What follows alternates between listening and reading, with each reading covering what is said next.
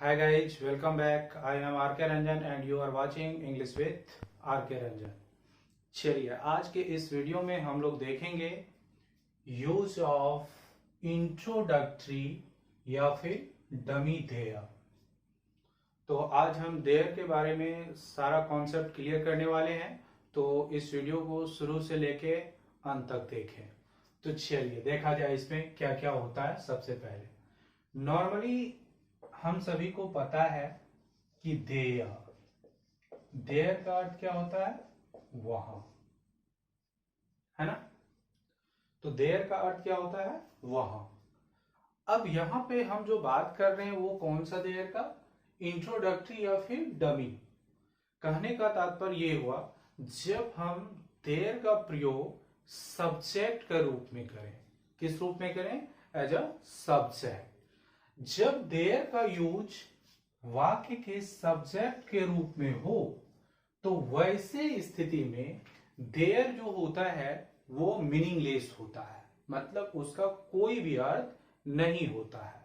आप सिंपल सा शब्दों में ये चीज समझिए, अगर कोई एक लावारिस सेंटेंस हो तो उसके वारिस के रूप में जो है क्या होता है, देयर का प्रयोग किया जाता है। कहने का मतलब जैसे हम देखिए यहाँ पे देखते हैं एक राजा था। अगर हम इस एग्जांपल की बात करें तो गौर से देखिए, एक राजा था, इसमें क्या कोई डूअर है, दैट मीन्स कोई सब्जेक्ट है, नहीं है। तो ऐसे सेंटेंस में जब कोई सब्जेक्ट न हो तो उसे सपोर्ट करने के लिए हम लोग जो है क्या करते हैं, डमी देयर का प्रयोग करते हैं, लेकिन उसका कोई भी अर्थ नहीं होता। तो आप इस चीज को ध्यान में रखेंगे कि जब देयर का प्रयोग एज ए सब्जेक्ट हो तो ऐसे स्थिति में देयर का जो है कोई भी मीनिंग नहीं होता है, वो फॉल्स सब्जेक्ट के रूप में होता है। सिर्फ और सिर्फ सपोर्ट करने के लिए उसका क्या किया जाता है, प्रयोग किया जाता है। अगर देयर का प्रयोग सब्जेक्ट के रूप में न रहे तब फिर उसका अर्थ क्या होता है, वहां होता है। क्लियर। तो अब हम लोग देखते हैं इसमें कि इसका प्रयोग कैसे करेंगे, किस प्रकार से करेंगे, वो चीज हम लोग जानते हैं।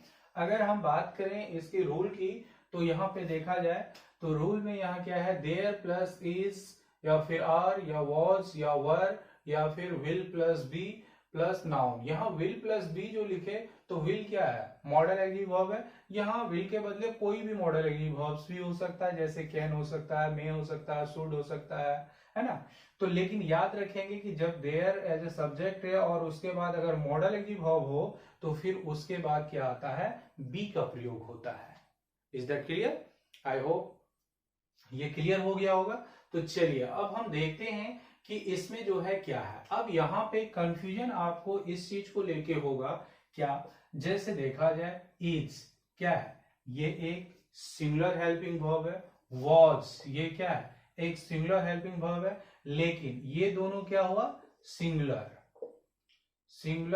एच भी, दैट मीन्स हेल्पिंग वर्ब। अगर हम बात करें किसका, आर और वर का, तो ये क्या है, प्लूरल एच भी, that means plural helping verb.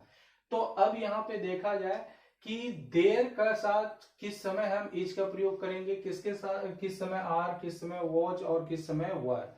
तो सबसे पहले आप समझ लें कि देयर वाले सेंटेंस में अगर इसका प्रयोग सब्जेक्ट के रूप में हो तो देयर का तो खुद का कोई स्टेटस ही नहीं होता है, क्योंकि इसका कोई मीनिंग ही नहीं होता। तो इसलिए ऐसे स्थिति में हम हेल्पिंग वर्ब्स का जो प्रयोग करेंगे या वर्ब्स का जो प्रयोग करेंगे वो देयर के अकॉर्डिंग नहीं करेंगे, बल्कि वाक्य में प्रयोग या वाक्य में जो यूज्ड नाउन हो इसके अकॉर्डिंग करते हैं।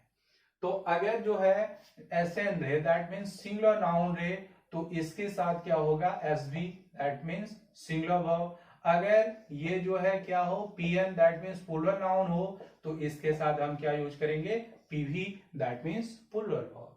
Is that clear?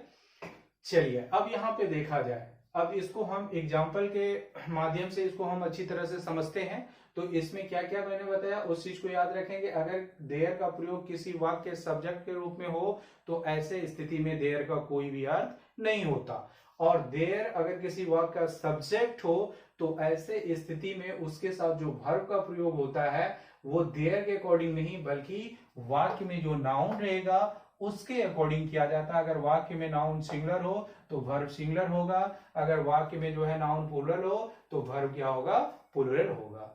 क्लियर। अब हम देखते हैं एग्जाम्पल के माध्यम से और भी जो है ज्यादा क्लियर हो जाएगा। तो देखिए हम इस एग्जाम्पल को लेते हैं, अब जानिए इसके बारे में। जैसे यहां पे देखा जाए एक राजा था, ये क्या है, एक लावारिस सेंटेंस, दैट मींस इसका खुद का कोई सब्जेक्ट नहीं है, डूअर नहीं है इसमें। तो जब किसी वाक्य में डूअर न हो, सब्जेक्ट न हो, तो वैसे वाक्य सब्जेक्ट के रूप में हमें क्या करना है, देयर का प्रयोग करना है। तो अब यहां पे देखिए गौर से, तो यहां पे क्या है, सबसे पहले हम क्या करेंगे, देयर का यूज करेंगे, देयर। अब यहां पे क्या किए, देयर का यूज किए। अब यहां पे गौर से देखा जाए, अब यहां पे क्या है, नाउन क्या है, राजा, दैट मीन्स सिंगुलर, एक राजा। तो था है तो क्या होगा, वॉज या वर में चुनना है, वॉज या वर में चुनना है। तो अब यहां पे देखिए एक राजा था तो सिंगुलर है, तो इसलिए यहां क्या हो जाएगा, वॉज अ किंग। तो इसका क्या हो गया, there was a king. Is it clear. अब यहां पे देखिए, जैसे इस सेंटेंस का अगर हम बात करें तो यहां पे देखा जाए कि इसमें क्या होता है, मेरे परिवार में 10 सदस्य हैं। अब यहां पे देखिए मेरे परिवार में 10 सदस्य हैं, इस वाक्य में भी कोई सब्जेक्ट नहीं है, तो हम इसमें सब्जेक्ट क्या यूज करेंगे, देयर का प्रयोग करेंगे। तो यहां पे देखिए मेरे परिवार में 10 सदस्य, कितने सदस्य नहीं है, 10, दैट मीन्स यहाँ पे जो 10 मेंबर्स, दैट मीन्स यहाँ जो है, तो ये सदस्य की संख्या जो 10 है ये क्या प्लूरल है, तो इसलिए इसके साथ वर्ब क्या आएगा, प्लूरल आएगा। तो इसे हम कैसे बनाएंगे, तो यहाँ पे गौर से देखिए, सबसे पहले हम क्या यूज करेंगे, देयर। अब है तो इज या आर में से चूज करना है, लेकिन यहाँ पे जो नाउन है वो क्या है, प्लूरल है, तो इसीलिए इसमें क्या लेना है, आर का लेना है। तो there are 10 members in my family। तो क्या हो गया, there are 10 members in my family। Is that clear. तो अब हम देखते हैं यहाँ पे, नेक्स्ट हम देखते हैं क्या है, कि यहां शांति रहेगी। तो यहाँ पे गौर से देखिए, यहां शांति रहेगी। तो अब हम देखते हैं इसमें कोई भी सब्जेक्ट नहीं है, तो यहाँ पे क्या बनाएंगे, देयर। तो क्या हो जाएगा, विल बी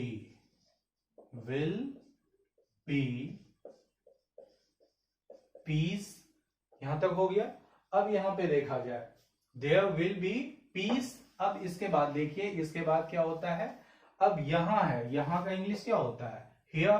तो यहां पे क्या हो जाएगा, there will be peace here. Is that clear. Next one, एक समस्या है, एक समस्या है। तो अब हम देखते हैं क्या होगा, there is a problem, there is a problem. Clear. अब हम बात करते हैं नेक्स्ट एग्जाम्पल की। तो नेक्स्ट एग्जाम्पल क्या है, इस नदी में एक मगरमच्छ है। इस नदी, आप इसको जो है उतार लेंगे, लिख लेंगे। चलिए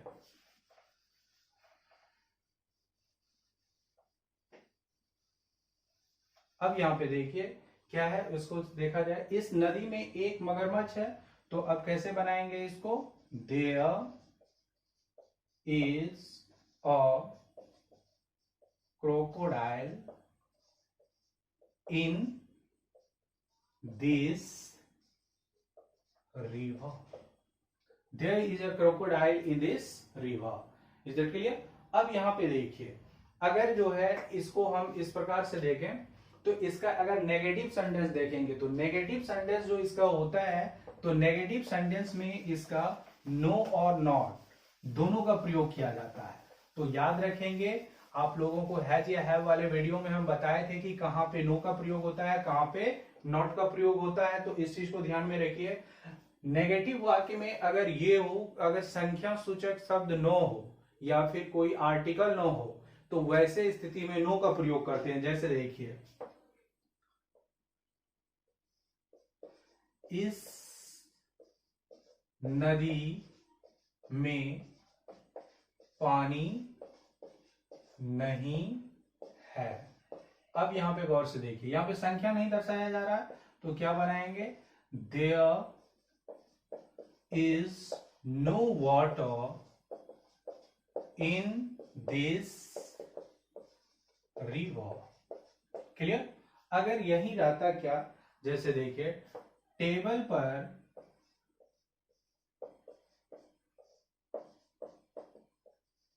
5 किताबें नहीं है। अब यहां पे देखिए, तो यहां पे संख्या क्या है, 5, तो इसको क्या बनाएंगे, there are not 5 books on the table. Clear. यहां तक टोटल क्लियर है। अब हम आगे देखते हैं इसका। अब यहां पे देखिए कुछ एग्जांपल्स जैसे लेते हैं, ये चीज समझिए। अगर हम बोलें क्या इस स्कूल में 10 शिक्षक हैं, तो there are 10 teachers in this school. मेरे स्कूल के सामने एक रोड है, there is a road in front of my school. मेरे घर के सामने एक मंदिर है, there is a temple in front of my house. Table के नीचे एक बिल्ली है, there is a cat under the table. इस बगीचे में भिन्न भिन्न प्रकार के फूल हैं, there are different kinds of flowers in this garden. मेरे जेब में 5 कलमें हैं, there are 5 pens in my pocket. इस किताब में 100 पन्ने हैं, there are 100 pages in this book.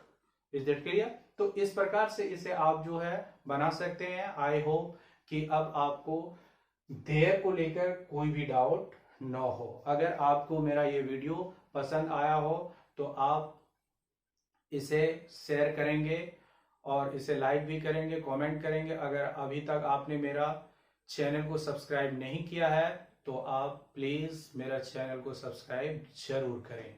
Thank you. मिलते हैं फिर अगले वीडियो में।